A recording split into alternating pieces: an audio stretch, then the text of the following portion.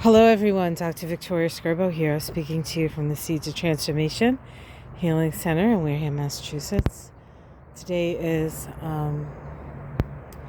Tuesday, May 11th, 2021, or Wednesday, May 12th, if you're in Australia and New Zealand. And the moon is in Taurus today, and in fact today is the Taurus new moon. And so I just wanted to share this little vignette with you as we go over this full moon in Taurus, and I even have the chart down there that we can look at. But just for those of you who know what the office, the grounds look like, this is my view from my front door of my office, and it's pretty lush. There are spots of it that I wish didn't look the way they did, but right, don't we always have that? And we just pan around, and I'm doing this because I want to just give you context. There's the green man up there, can't forget him. And up there's a little hummingbird jingle thing.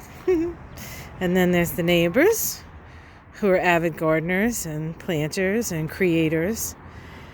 And back here to the table that was actually inspired by the new moon in Aries. And so, sorry about moving stuff, but so this is the table as it ended up looking. Now I haven't grouted it yet. I'm ordering some pretty cool glittery grout, so we'll see how that goes. So it'll be even more sparkly, I hope. So we have, there's Leo, right, and Cancer, and Gemini, and Virgo, and Libra, and Scorpio right there. You can't really see it. Very, very Scorpionic, okay? Then there's Sag, and that's actually, kind of a Picasso-ish, but Church. And there's Capricorn with its mountains and its fields and its high ideals. And there's Aquarius and Pisces, and there's Aries to start, and Taurus and Gemini, and I think Cancer. We started with Cancer, right? So that's what it looks like at this point. And those are some oh my God, lilacs. Sorry guys, lilacs from the garden today that I put on. This is actually my altar for this new moon in Taurus. So let's talk about this new moon in Taurus. Sorry about my what you're seeing, because I'm not watching. I'm trying not to fall over. So this new moon in Taurus, let's take a look at it. I have it right here. Let me just pull it up. Non-zoom, like this is the old-fashioned way. You look at a chart, right? Okay, let's go here. All right, so what do we have here? Oh, hold on. Don't want this. Sorry if you see a finger that doesn't belong where you think it belongs. So we have the new moon up here, in at 22 degrees of Taurus. We have Black Moon Lilith conjunct the new moon at 22 degrees of Taurus. There are actually three Liliths. There's an asteroid, there's Black Moon, and then there's Lilith, I believe. And the Black Moon Lilith is considered the archetype that heals the wounds of Lilith. And the wounds of Lilith are being kicked out of Eden because she refused to lay beneath a man. And so this is really very powerful energy of the rising of the feminine. And of course, Taurus is ruled by Venus, and of course Venus is feminine, right? She is the goddess, the goddess of love. I can't see what I'm doing. Oh my God, I should just stop moving it and just keep talking, right? All right, I'll do this. That's better, right? And I'll keep talking as I look at the chart. This particular new moon is in a very tight sextile to Neptune. The relationship between Neptune and this new moon is one of opening the lines of communication. And Neptune, of course, is cosmic consciousness. Neptune is the divine. Neptune is that sense that we are all in this together, that there's really nothing that separates us, and what we do to the least of us, we do to all of us. And so there is this compassionate side of Neptune that is really planting a seed with this new moon in Taurus. Venus, which is the ruling planet of Taurus, is at 4 degrees of Gemini. 4 degrees of Gemini. So that energy of communicating, and that 4 degrees of Gemini is 6 degrees away from the north node of the moon. And so this is giving us a message. And I'm going to go back to the chart so you guys can see what I'm talking about. We have the sun and the moon conjunct black moon Lilith. The ruler of Taurus, right, is Venus. We have Venus at 4 degrees, 319 of Gemini. It is close in a conjunction to the north node. And what's happening is Venus is moving this way, and the north node mostly moves backwards. So they're meeting like this, right? So Venus is moving towards the node, and the node is moving towards her. So it's almost like a first meeting. And then conjunct the north node, we have the ruler of that node right now, Mercury in Gemini. So that's pretty powerful. That's a pretty powerful combination. At the same time, we have Uranus today in a sextile to Mars. This is again opening the lines of communication. This is a Gemini sextile. This is gathering information. We are going to be so inundated with information that it can be somewhat overwhelming through this period. So you're going to have to be really cognizant of what you're letting into your consciousness. I would be very particular, and I would be very, I would keep it quiet. I think that this month needs to be, or this new moon needs to be a quiet time, a time of self-reflection, a time of going within and nurturing those seeds that are our potential, and not only our potential for survival. What do we need to do to survive? And that's not just what do I need to do to survive as an individual who has to pay a mortgage and all that stuff. No, this is what do we have to do to survive the climate and the earth and stop this quite frankly, this horse shit and do something that means something to the people that you love, and means something to the earth, and means something to the future of your freaking grandchildren. Really? Oh, sometimes I don't understand it. But anyway, tangent. That just came out. So, we also have Chiron square Mars here. We have Mars in Cancer. We have Chiron in Aries. Mars in Cancer is an interesting energy. This is a crisis in action square. And this is taking action to heal the wound, the wound. And it's healed through love. It's healed through nurturing. It's healed through Cancer. 11 degrees of Cancer. That happens to be my son's degree. Oh, goodness gracious. Anyway, that's powerful as well. And Pluto trines this.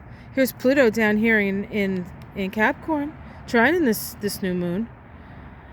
Very, very powerful.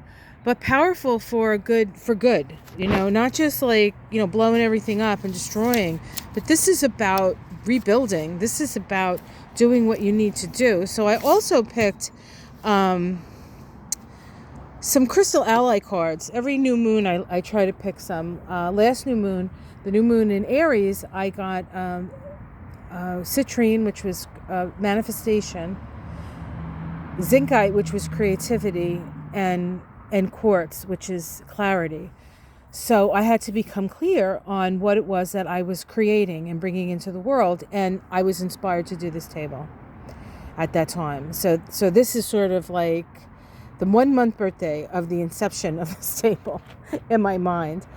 And so I got pretty far. Now I have to just fill in the little cracks, and I have to soften so that the edges aren't so sharp, right? So that's that's a good metaphor, I guess, for my time in Taurus. But I picked 3 cards, and the cards that I picked, and it was in this order. Blue pectolite, which is also called Larimar, for those of you who know it by that name, which Nyash, well, actually she's Samaya Astor now, calls the Nurture card. And then I picked Rhodonite, which is abilities, and then I picked Turquoise, which is wholeness.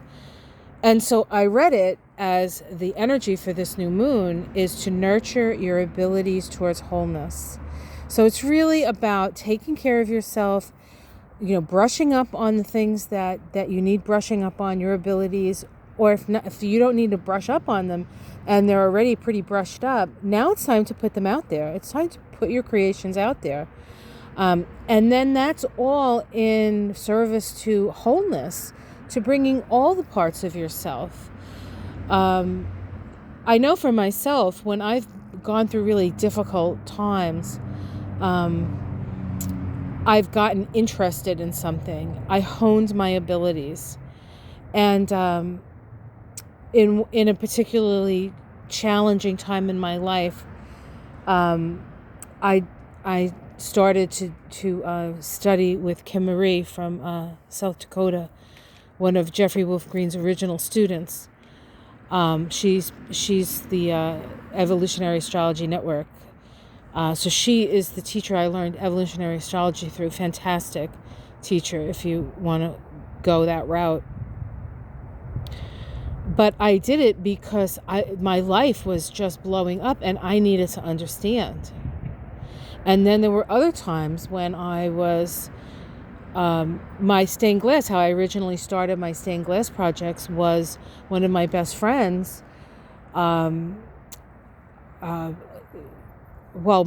left with this guy that I knew that, we were kind of like boyfriend and girlfriend, but not really, kind of like maybe.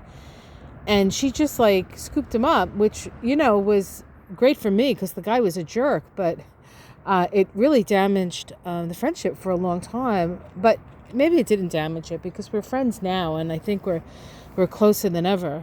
But that's when I started doing stained glass, was through that project. And I know for Michael is very, very creative when he has something that he has to deal with, something that he needs to work through. And creativity can be a great way of working through the angst that you're having and the issues that you're having. And in the meantime, you're having fun. Oh my God, fun. When's the last time we had fun? Allow yourself. We've been good soldiers, right? We've been like, for those of us who could, we've been staying in and wearing the masks and being all inconvenienced and having to hear about it all the time.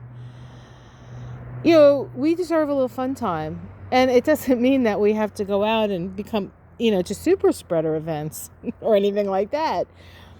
But why not take the time to nurture yourself and nurture your creativity and nurture your abilities, or put your abilities out there? You're good. Let people know. And that just makes everything better. As an astrologer, when I see a chart where somebody is completely embodying the energy of their chart, they're a mover and a shaker. And that's true of people who embody their chart in very negative ways and in very seemingly negative and seemingly positive ways. But ultimately, we don't really know because we don't have the wash of history or the stretch of history, whatever that expression is. But so the question remains, what is it that you want to create? What is it that you want to put forth? What is it that you want to nurture through this new moon period? That's really what the question is. So do your own little ritual. Gather some flowers from the garden, or if you have to go, I guess, to the store and pick them up, or even dandelions. Or even, you don't even have to have real, if you can't get to real flowers, because some people live in the city and they're like on the 12th floor and you're not allowed to go out, and so you don't necessarily have flowers. Get some fake flowers and just put them there, and light a candle and figure out what it is that you want to bring into your life. If you want to bring in love to your life, get a little a little rose quartz, or put a ring. Maybe you have your mother's wedding ring and you want a relationship. Put that ring on the table with the flowers, and light a candle and put your intentions out there. It's mostly about you, and in being the best you're actually allowing all of us to be better. And so it's not selfish. And anyway, this is the new moon in Taurus. It's a month. We'll see what the new moon in Gemini says to us. It may say something different. But right now, relax, take care of yourself, do what you love, and things will flow. Things will flow and miracles will happen. All right, guys. So thank you for sitting with me. I hope you enjoyed this little time with my terrible camera work, but my sage advice and my beautiful table, which is almost ready. But I will keep you abreast on that. So we'll just sort of look at, we were going to plant some more flowers today in Boo and Gretchen's thing, but we kind of ran out of steam. I had a tough night last night and a tough morning with my mother. So, but we're going to do that this weekend, because the moon will be in Cancer this weekend, and that's a good time. That's the best time to plant, actually. The moon in Cancer is best when it's in the waxing phase, which it is. So for those gardeners out there, there's a little tip. All right, guys, I'll just give you a little scan about, scanned around. I love when the maples are coming in their beautiful reds, and there's the remnants, the last tulips. They're starting to go. We should have irises soon, though. All right, guys, much love. Take care. Namaste.